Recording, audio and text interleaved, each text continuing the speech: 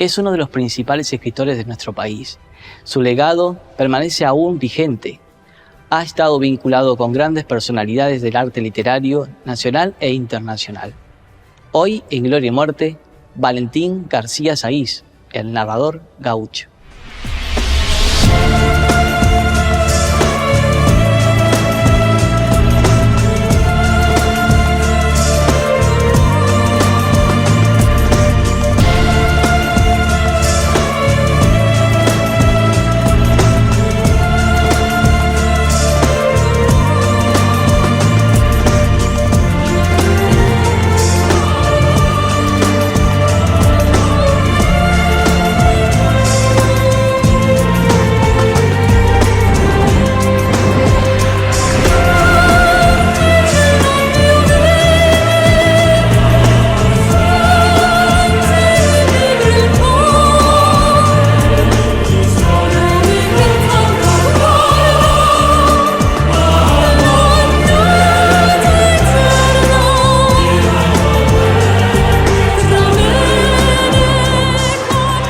Bienvenidos a un nuevo programa de Gloria y Muerte aquí por el canal 11 de Punta del Este, y en esta instancia nos encontramos en el Museo de La Paloma y envío un fuerte abrazo al director Alfredo Corolo por la posibilidad de filmar aquí en este lugar. Estoy con un invitado especial para mí. Quiero presentarles a la audiencia a Valentín García, hijo del escritor, narrador gaucho, con quien vamos a hablar hoy, Valentín García Sáiz. Valentín, un gusto, ¿cómo estás? Bien, ¿y tú cómo andás, Odín? Bien, quiero que la gente nos conozca un poco. ¿Quién fue tu padre, Valentín García Sáiz? Bueno, papá fue uno de los escritores de si lo decís un poco, de la Belle Époque, o lo que son los escritores grandes que salieron en Uruguay, escritores y escritoras. Papá nació en Melo en 1894. Fue el cuarto hermano de 11 hermanos y hermanas, las cuales tuvieron 4 varones, 7 hermanas, la cual la última papá hacía la broma de que era una lobizona, porque la séptima seguida hija mujer o séptimo hijo hombre, le decían que era lobizón. Papá fue de esos escritores que hizo 7 libros y un octavo que tengo en panfletos yo, que tal espero publicarlo algún día. Papá murió a los casi 80 años en 1974, unos meses después de que su mejor amigo José Luis Zorrilla de San Martín, el escultor de la patria, falleció.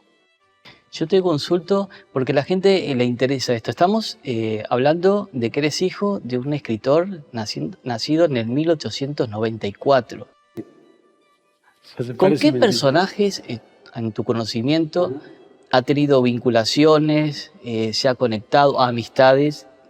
Porque tengo entendido que es con muchas personalidades que han forjado la cultura de nuestro país. Sí, por supuesto. Bueno, nació en Melo, la cuna de grandes personajes, la cuna de Juana Garburú, la Juana de América, a Aparicio Saravia, a montones más de escritores y escritoras. Se trasladó a Montevideo. Se trasladó a Montevideo cuando estaba medio enfermo de los pulmones. Y mi abuelo, que era muy amigo de los Saravia y de los Zorrilla, Juan Zorrilla San Martín, el escritor de la patria, le dijo a mi abuelo que si estaba mal podría venir a respirar el aire del mar en un lugar que se llamaba Punta Brava, que en realidad es Punta Carretas.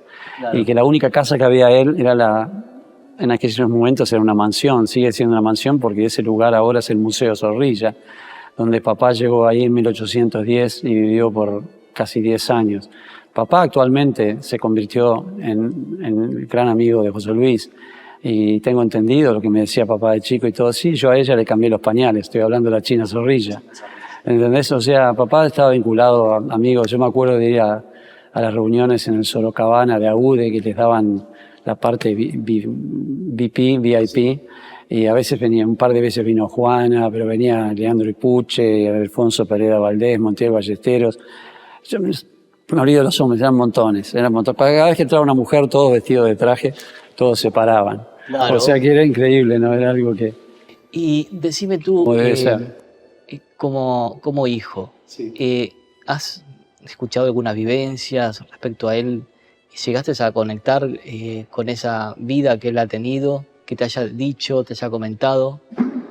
sobre algún escritor, sobre sus vinculaciones, algo que nos puedas compartir al público. Bueno, papá, de nacimiento, fue ahijado de Aparicio Saravia, del líder del Partido Nacional de los Blancos.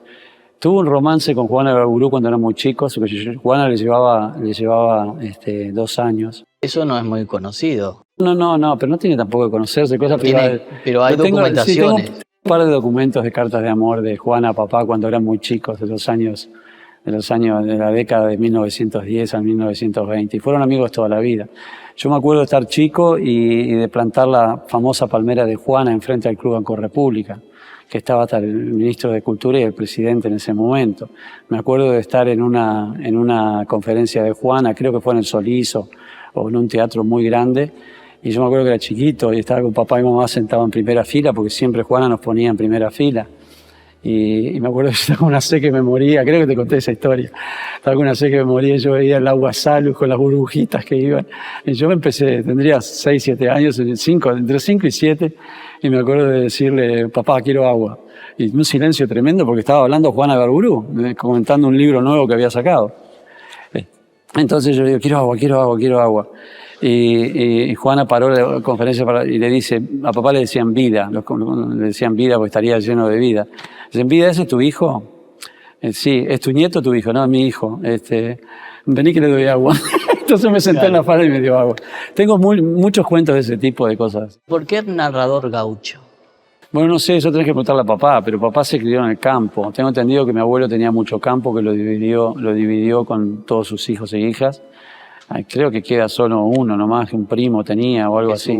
Su literatura va enfocada muy bien a la parte rural, es como un innovador, digamos. Papá leía muchos cuentos de gaucho y el escritor que lo agarró bajo del ala, papá, fue Javier de Viana, que es muy famoso también.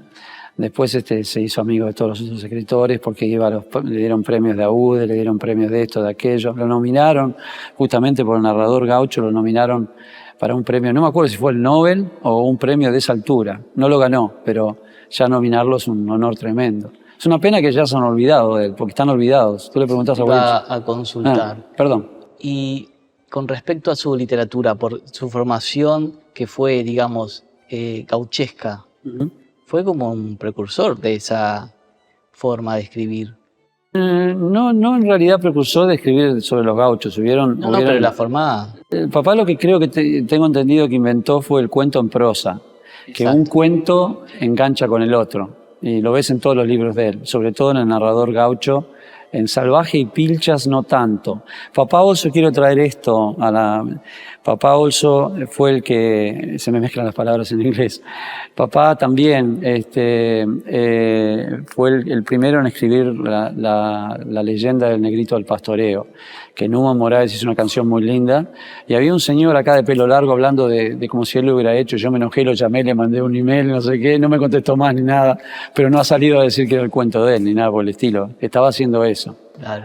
Pero bueno, no me sé el nombre, no me acuerdo, un muchacho de pelo largo. ¿Cuántos libros se escribió? Escribió 6 libros y hay un 7º que lo tengo yo en panfletos para editar, para publicar algún día, si Dios quiere, cuando me mude de vuelta al Uruguay.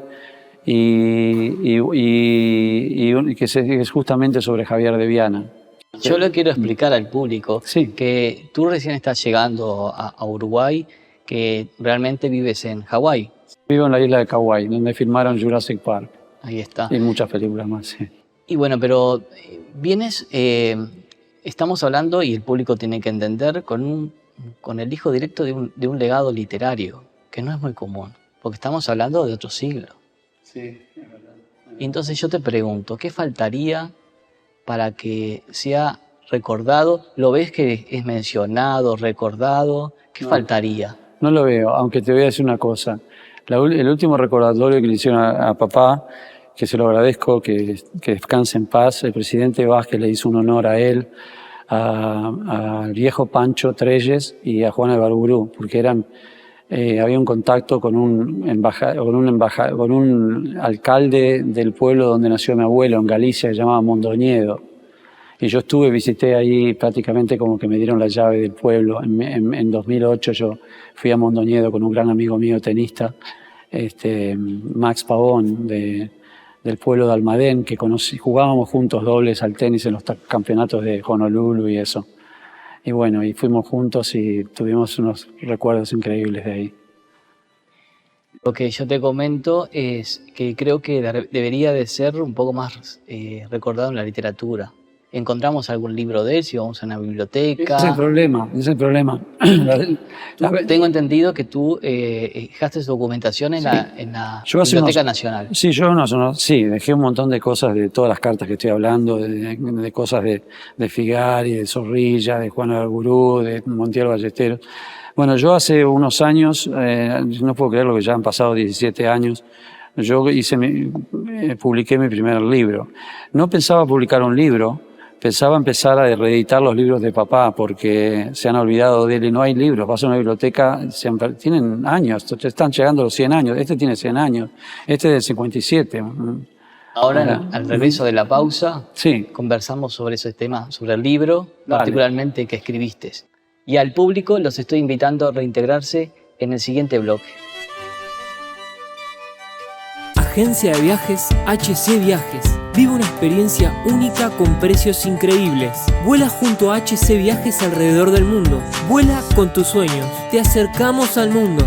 Los mejores paquetes de turismo. Vive una experiencia única con precios increíbles. Contactate y busca tu mejor destino de viajes. 094-426280.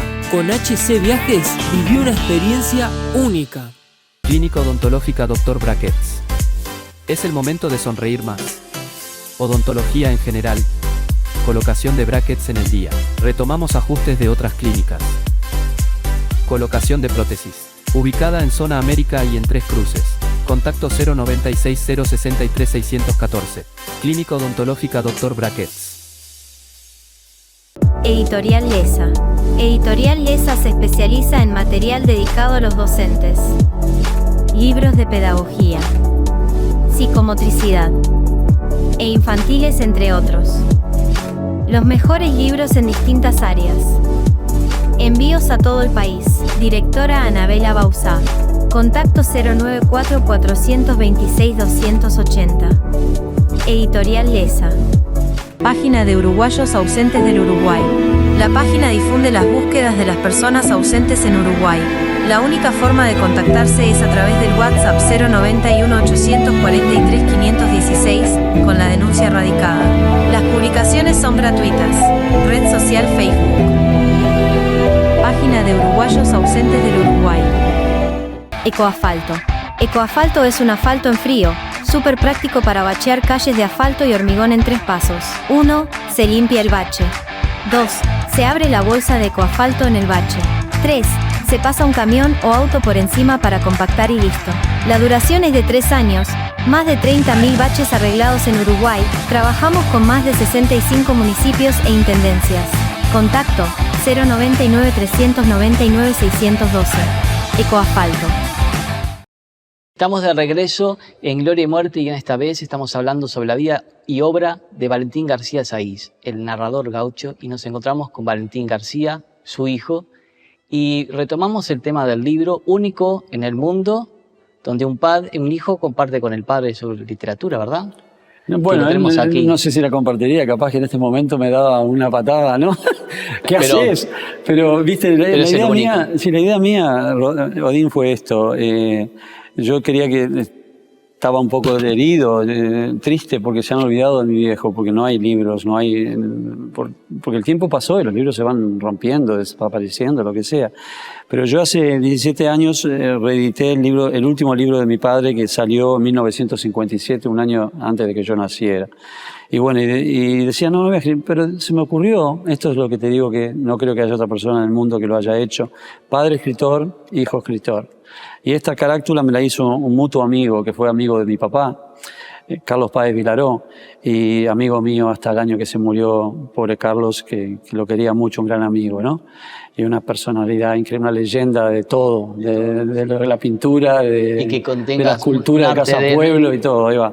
Eran amigos, y yo también tuve una amistad al final de sus años, los últimos 10 años de su vida, que estuve en el cumpleaños número 90, que estaba el presidente conoció Mujica. A tu padre. Claro. Sí. Es una persona muy conocida. Es que no entendemos cómo en nuestro país está olvidando a un artista, un literario tan importante. Por Bueno, eso quiero comentarte hay sobre unos cuantos un que están libro. olvidados, no solo papá. Pero En ¿viste? este caso, estamos hablando de tu padre. Y en este libro, si tú me permites, Sí. tómalo. Sí, estoy Tenemos acá. referencias de escritores de varios lugares del mundo. Bueno, por ejemplo, en este libro, que la tapa está hecho por su mejor amigo José Luis Orrilla San Martín, que es el escultor de la patria, un gran pintor también, que es súper pintor. Él le hizo la tapa del libro de Salvaje y la tapa del libro del narrador gaucho. Por ejemplo, en este libro, creo que hay pocos escritores que tengan estas... Juana como sí, prólogo. Como a Juana Garburú como prólogo, después del otro lado lo hacía Raúl Montero Bustamante, y después las opiniones sobre el libro Salvaje. Opinan Pedro Figari, Carlos Reilers, Federico García Lorca, Natalicio González, que era el presidente de Paraguay, tengo entendido, Ramiro de Maeztu, Juan O'Leary, Concha Espina, Jules Supervielle, que el liceo francés se llama Jules Supervielle, Rufino Blanco Fontana, y las opiniones sobre el libro Pilchas, que es el tercero o cuarto, Raúl Batgen, Orestes Barofio, Gastón Filgueiras, Romeo Fiore, Vicente Sáenz Briones, Blanca Terra Viera y Delfonso Pereda Valdés y Lorenzo F. Dauria, que fue el ingeniero que trajo el semáforo a Uruguay, que era mi tío, casado con una hermana de papá, que era la doctora Dauria. Y bueno, y Ronald, que no sé quién era Ronald, no sé si era el cantante, creo que no. Pero Ronald lo era un importante famoso es escritor. que estamos hablando de que reconocido con personas del arte literario mundial también. No, papá fue un grande, en el sentido, no porque sea mi padre, porque ¿Qué lo ha dicen pasado? otras personas. Yo te pregunto, ¿qué ha pasado con el por qué se ha olvidado un artista tan importante? No Porque sé, sinceramente, no sé si fue algo... ¿qué de estarías necesitando tú como hijo y también para proyectarse en el futuro, en las futuras generaciones, que de repente se están encontrando con un escritor, ¿verdad? Y con un hijo que está actualizado. Tú estás aquí. Mirá, dicen que no hay que hablar de política y todo, pero te voy a explicar esto bien claro. Papá, al ser ahijado de Aparicio Saravia, y mi abuelo viviendo enfrente de la casa de Saravia, donde es el museo, donde está la calle Aparicio Saravia en Melo, en Cerro Largo, por supuesto la familia, todos nos guiaban como blancos. Después algunos fueron para el Frente Amplio. Bueno, el Frente Amplio no estaba, eran los colorados. Yo creo que esto es una cuestión de política, porque las únicas veces que le hicieron homenajes a papá fueron los blancos, que se han olvidado bastante últimamente. Pero has mencionado en el bloque Y anterior... Tabaré Vázquez. Tabaré Vázquez lo honoró a él. O sea que los colorados... Hizo una gran mención Tabaré Vázquez. Sí, no, los colorados digamos. nunca lo nombraron, porque papá peleó en la Guerra Grande peleó. O sea, que tenía 8 o 9 años, peleó, no fue a matar a... No. Cargaba los mosquetes que iban para Masoyer probablemente. O sea, me lo contó eso de chico, que yo cargaba los mosquetes, ponía un corcho, la pólvora, el balín, esa cuestión que usan para como un pelo, y después ponían, y tiraba un solo tiro eso, y después a sable. Pero y a aparte lanza. estamos hablando del principio del siglo XX. Estoy hablando de 1904. Claro, que pero... papá tenía 8 años. Claro, pero... No, 10 años. Él, al proyectarse como escritor, Sí. se codió conoció a Con Delmira todos. Agustini, Sí, a María sí. Ferreira, María Eugenia Todo. Ferreira. Sí, o sí, sea, sí. estuvo vinculado sobre la parte fuerte literaria. Fue amigo de Lorca, él fue a Argentina a verlo y se carteaba. En aquella época una carta llevaba un mes, Sí. creo que era lo que iban en barco. Después que los aviones, después que empezaron a volar y llegaban más rápido en avión. Pero te pregunto, Mm. ¿qué recuerdos tienes de tu padre? Mirá, fue como un abuelo para mí, porque me tuvo a los 66, a mi edad, 65, 66 años. Me acuerdo de que yo me crié prácticamente en un apartamentito muy chiquito a 7 cuadras de la playa en Pocitos, en Montevideo. Él me llevaba a nadar, y inclusive a esa edad, era un abuelito para mí, pero él me ponía bucha, él nadaba como ranita, pecho creo que se llama, y se hacía un triángulo, iba hasta la prefectura, después iba hasta Quibón y volvía a Guayaquil, que era donde vivimos. Guayaquil, Massini y Pereira, y ahí conocí después, empezó mi historia del surfing, pero esa es otra historia. Claro. Es una historia mía, no de papá. Claro. Ah. Y te hago una consulta. ¿Qué legado dejó tu padre para la literatura de nuestro país, para el arte de las letras de nuestro país? Mira, yo creo que papá, cuanto más lo lees, es muy friendly, muy amigable la lectura de él. Si yo tuviera tiempo, que no tenemos, de leer un cuentito de él, es lindo. Por ejemplo, aparte papá se preocupaba mucho de hablar como hablaban los gauchos. Entonces la lectura de él es bien gauchaje. Como si vos lees mi libro de mi historia de mi vida, yo tengo la locura mía, que los amigos me dicen, no, vos el libro lo hiciste como hablás vos, como sos vos.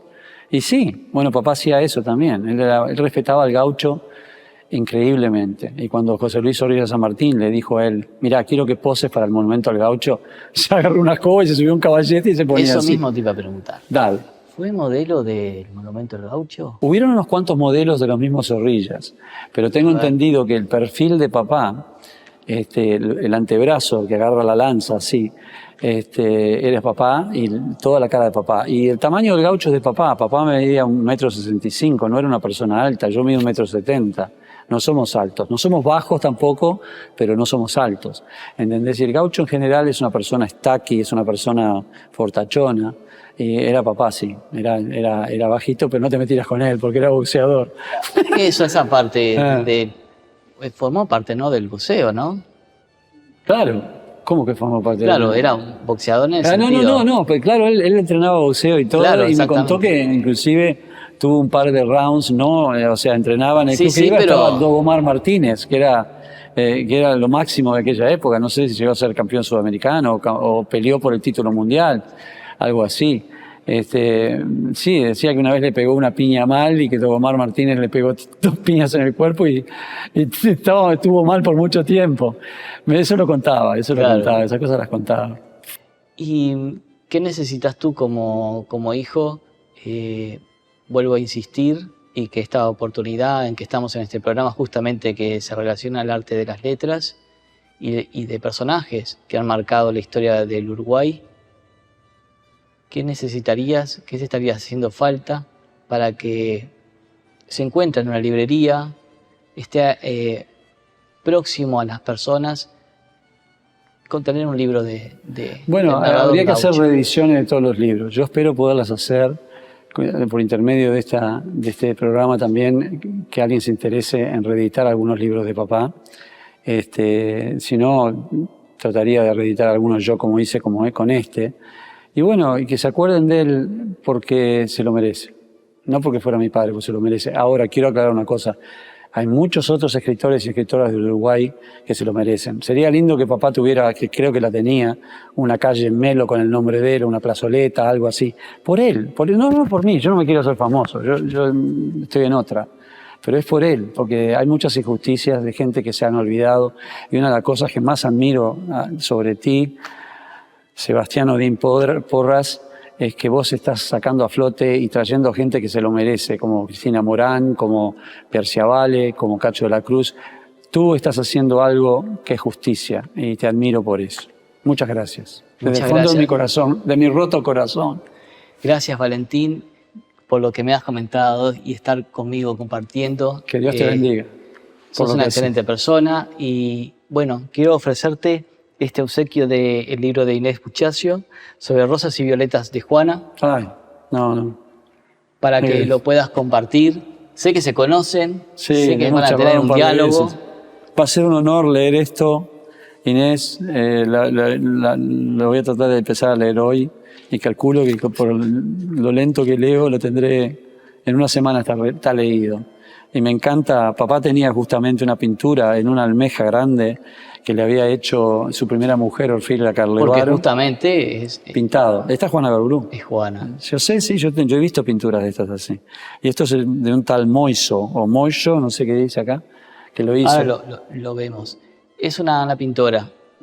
Y hablando de Juana, y antes de reiterarnos, ser reiterativos, pero antes de despedirnos, algo que nos quieras contar, como que no se haya sabido de tu padre, algo que quieras poner hincapié, algún recuerdo, algo que sepas que él te haya contado a ti, que de repente nos pueda servir para la parte literaria o de su vida.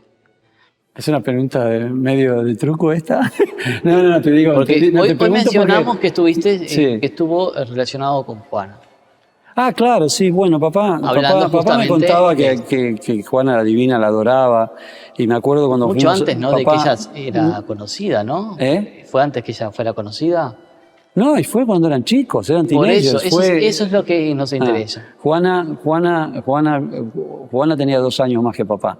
Pero papá estuvo enamorado un tiempito de ella y todo, cosas que después me enteré mucho más tarde por encontrar unas cartas en Sí. una caja que mi mamá guardó por años y todo, pero era 2 años más que ella, pero tuvieron un amor de chiquilines, de teenagers, ¿viste? De la mano, darse un besito y nada más. yo Pero lo creo. importante es que ambos escritores Sí, no sí, habían sí. explotado como y Juana escritores. está en la mitad de la mitad de los libros haciendo comentarios, como en el presente o atrás, porque lo adoraba papá.